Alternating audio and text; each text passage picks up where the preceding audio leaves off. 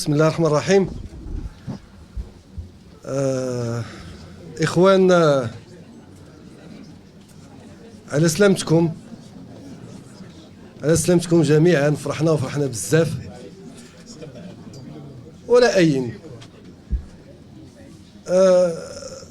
ناخذوا الإيجابي، واخا فعلا الفرحة ما كملاتش، ولكن كاينة واحد الفرحة، كاين واحد أخيرا بينتو جسدتوا بان النضال ديالنا ماشي نضال خاوي، بان فاش كناضلوا وكنوقفوا وما كنسكتوش وكنصمدوا كتعطي النتيجه، والنتيجه هي امامكم. هما الاخوان كلهم خرجوا باذن الله، الحمد لله. وانا كنعتبرها احب من احب وكره من كره هزيمه لكل من خطط لهذه العمليه الفاشله. الحمد لله على سلامتكم. نتمناو الصراحه الاخوان ديال حراك الريف والوليد مسكين حتى هو الله يطلق سراحه ان شاء الله باذن الله. غادي تجي، ولكن ما خصناش نغلطوا. حنا كلنا متفقين ان هذه غير البدايه، هذه باقي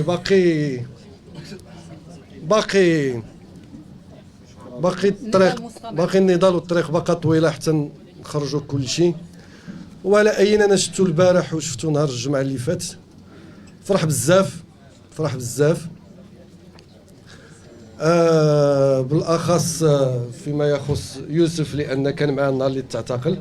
الحمد لله على سلامتك. طبعا سليمان راه الصديق ديالو، عمر واخا ما كتعرفوش مزيان ولكن الوالده والوالد راه كيعرفوه. وفعلا نفرح بزاف في التوفيق بو20، لان انت فعلا واخا كلكم، ولكن توفيق انتم راه عارفين بان الملف ديالو كان عنده واحد الطبع خاص.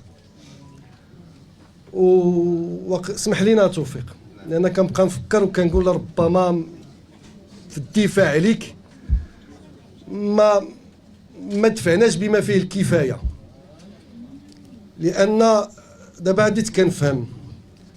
ناقب زيان في الملف ديال توفيق بو20 فهم، وعنده واحد المقوله كيقولها بالفرنسيه، كيقول لك ان اي لو ديبي دون سويت دو شيف كي نو فيني جامي. الاول هو بدايه سلسله لا تنتهي ابدا. بداو به وبقاو غادين في حين ان غلطنا عن حسن النيه، ماشي غلط، ولكن فعلا كان كيخصنا نصمدوا اكثر، وماش كان كيخصنا نسكتوا على هذا الملف هذا، لان ملي بداو بهذا بقاو كيكملوا. ما عرفناش كاع دابا واش وقفوا ولا باقي ما وقفوش. ما عرفتش ربما حنا اللي خصنا نوقفوا هذا المسلسل. على اي ما نطولش عليكم، المهم على سلامتكم. حنا فرحانين بزاف، وان شاء الله النضال يستمر حتى يتم تبييض السجون من المعتقلين الرأي ومعتقلين السياسيين. نعم، الحمد لله. فملي كتكون عندك القناعه وكيكون الله معاك ما تخافش، اللي كتب الله اللي غتكون. شي الاخر يا ربي امين. شكرا جزيلا لكم.